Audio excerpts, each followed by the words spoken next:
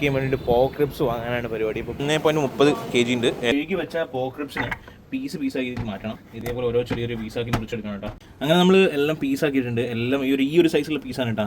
അപ്പോൾ ഇത്രയും സാധനങ്ങളാണ് നമുക്ക് മാരിനേഷന് വേണ്ടത് കേട്ടോ. അപ്പോൾ മാരിനേഷന് വേണ്ടി ഇതെല്ലാം ഇതേപോലെ ഒറ്റയടിക്ക് എല്ലാം കൂടി തട്ടുക. ഉള്ളി, കുറച്ച് യോഗട്ട്, നാരങ്ങ, കുറച്ച് മഞ്ഞൾപ്പൊടി, കുറച്ച് മുളക് പൊടി, കുറച്ച് മല്ലിപ്പൊടി, കുറച്ച് ഗരം മസാല, പൊടിയല്ല പെപ്പർ ഒന്ന് ഇടിച്ചതാണ് കേട്ടോ.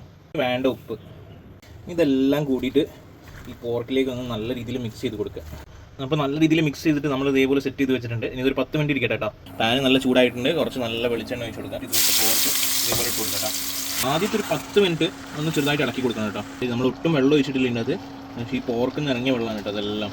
ഇപ്പോൾ ഏകദേശം 1 മണിക്കൂറായിട്ടോ ഈ പോർക്ക് നല്ല ഫാറ്റൊക്കെ നല്ല രീതിയിൽ ഇറങ്ങിയിട്ടുണ്ട്. ഒഴിച്ചിട്ട് നല്ലോണം ഇട്ട് കൊടുക്കട്ടോ. അങ്ങനെ നമ്മുടെ പോർക്ക് റിബ് ആയിട്ടുണ്ട്.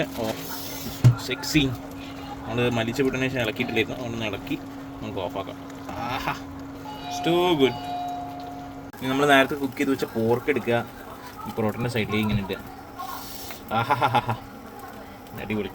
ആദ്യമായിട്ടാ ഇനി കഴിക്കാം.